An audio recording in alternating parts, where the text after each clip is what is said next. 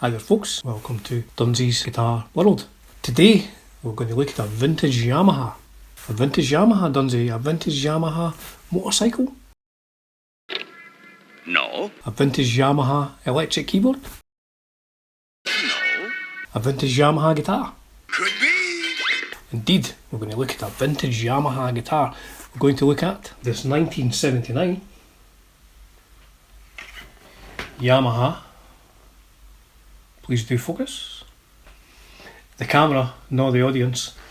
The 1979 Yamaha SG500. Now you've seen this before in an unboxing video, and I think on my live stream as well, but you've never really heard what it sounds like. You've never heard the backstory of the Yamaha SG. So let's dive in. Actually, what I'll do is I'll put a link in the description of this video to a website compiled by Bill Alston, I think it is, and his history of the Yamaha SG. It's incredible, honestly. Please do go and check it out. I mean, I could have just taken all the info from his site, but you know, come on, you can't just do that. You can't just steal people's hard work and good ideas. So Bill Alston's link to the history of the Yamaha SG is down below. But suffice to say, these particular ones, starting at the SG500, came out 1976 and were made until 1979. So this is the lowest. It's just a lowly 500. I think it would have been 50,000 yen at the time, and then they did go up in tiers. TIERS, not TEARS. They did go up in price points depending on the construction, the wood, and the decoration that were used on them. So they go all the way up to an SG2000, which are nice guitars, considerably more expensive than the lowly SG500 back then and now. So let's have a look at a couple of Yamaha SGs from this particular period and a couple of players as well. So here's a catalogue from 1979, the year that particular guitar was made. So the SG500 right at the bottom there. Then we'll go up to SG700, 1000, 2000. Look at those SG2000s. Sweet guitars. I've never owned a Yamaha SG before, strangely enough. I've owned a Yamaha Superfighter. I've never owned a Yamaha SG. But I do like it. More on that later. So yes, that's 1979 catalogues. I mean, he did Les Paul shapes as well, the LPs. The SLs are Studio Lord, perhaps. And the Lord Player. Nice guitars. 1200 is the top of the range of the Les Pauls. I've never tried one of them either, but I probably should do. I probably should buy one of these as well.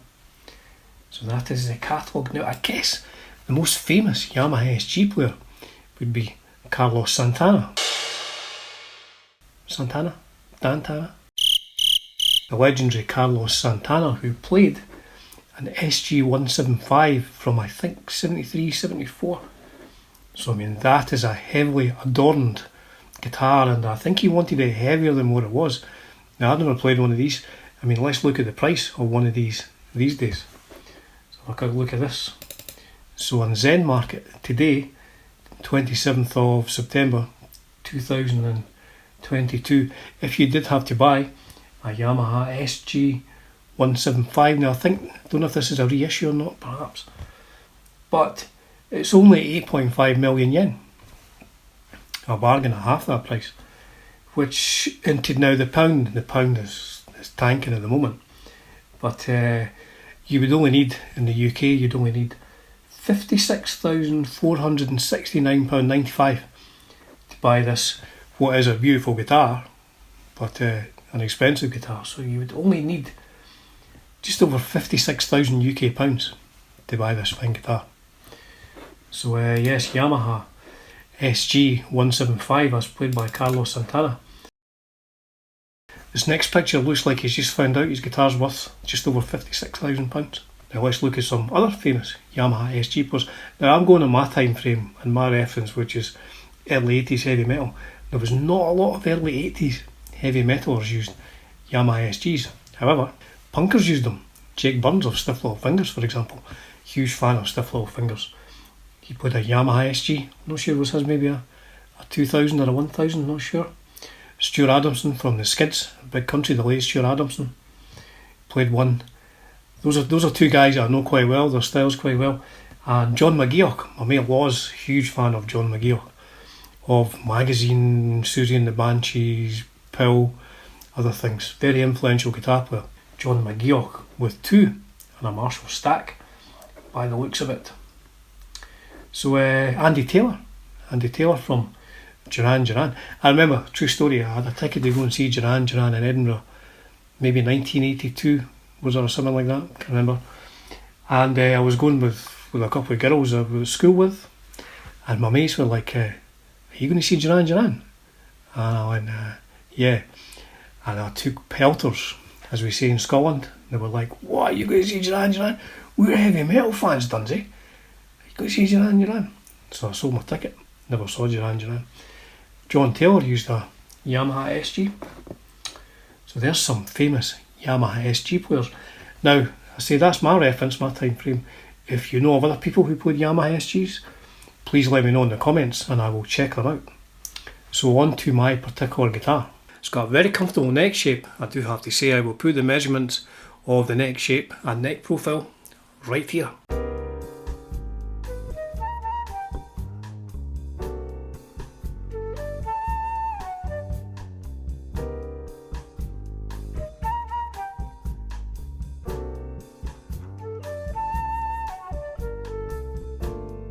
Reasonably light as well, it's only £8, so if you have a strap on, matron, please, I'm not that kind of doctor. It will be quite comfortable around your back.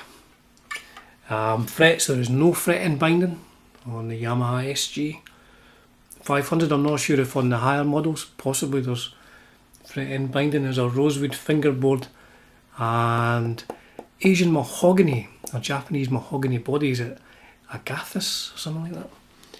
And according to the specs, according to Mr. Olsen's family website, it is a maple top, mahogany neck, comfortable neck shape, like I say, reasonable weight. The tuners are Yamaha branded tuners.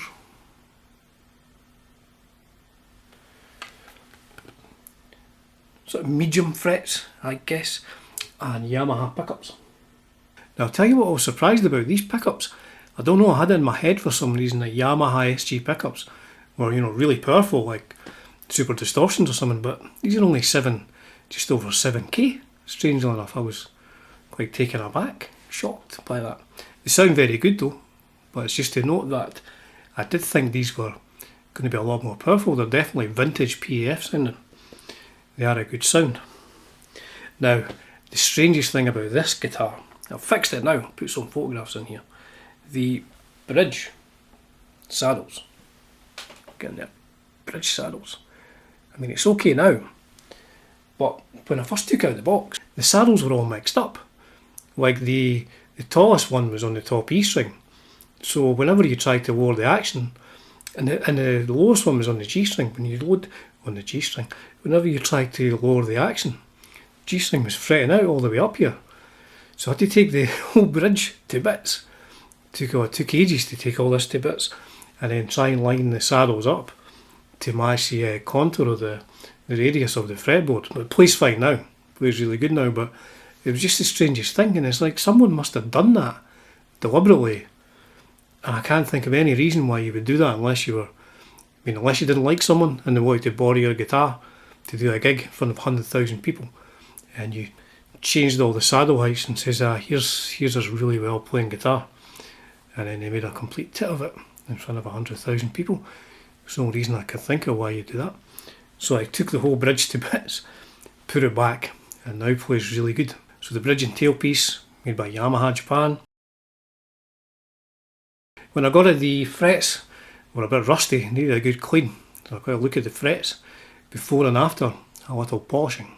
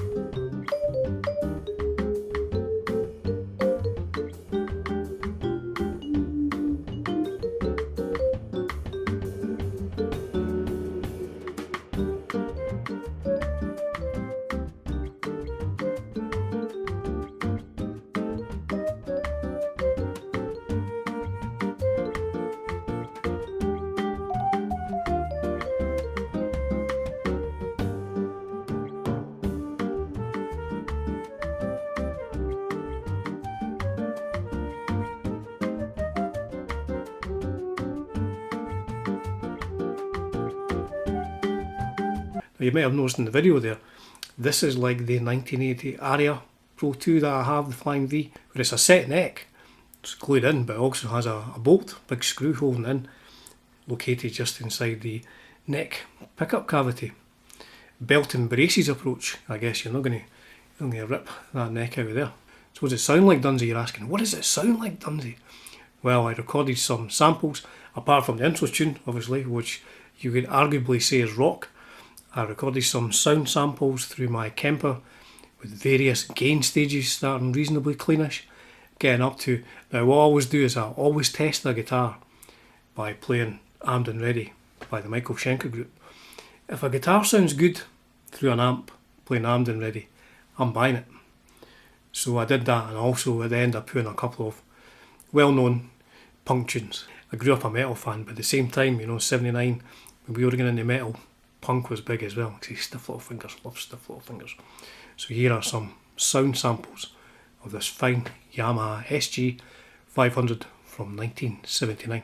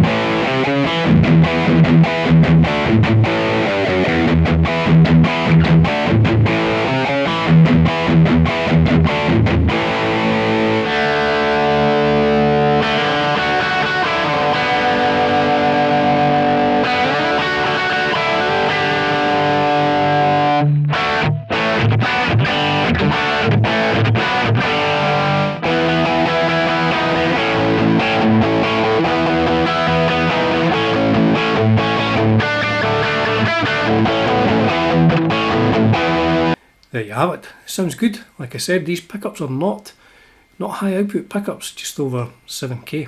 Summing up, what do you think of this guitar, Dunsy? I like it, I have to say. I mean, it's the lowest of that particular period of SGs.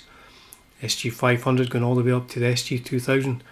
But based on how good this is and how good it sounds, how good it plays, how comfortable it is, I would most definitely love to try a Yamaha SG2000. So if you do happen to have a 70s Yamaha SG2000 lying about the house, it's not doing anything, maybe getting covered in dust, please feel free to send it to me and I'll get playing it. I like this one, I've got to say. Problem is, of course, once you get a guitar that you like, you want another one. So these only came in black, this one, and red, that one. So now I want a red one. Now I'm going to do a future video with this 1979 Japanese made Yamaha against this 1979 American made Gibson. Oh, try not to break this, it's an expensive guitar. 1979 Gibson Les Paul Standard with a cheap tuner on the top. So I'm going to do a comparison video to see what these are like. I mean, there was adverts in the 70s that said, you know, the Gibson killer. Now I appreciate the fact they were probably talking about a Yamaha SG2000 being a Gibson killer. But it'll be interesting to see what this sounds like against this. Both kind of the same weight, this one's maybe a wee bit heavier. So that's for a future video. So without any further ado, folks, I will bid you farewell. As ever, it's a privilege and a pleasure bringing you content on Dunsy's Guitar World. Cheers for now.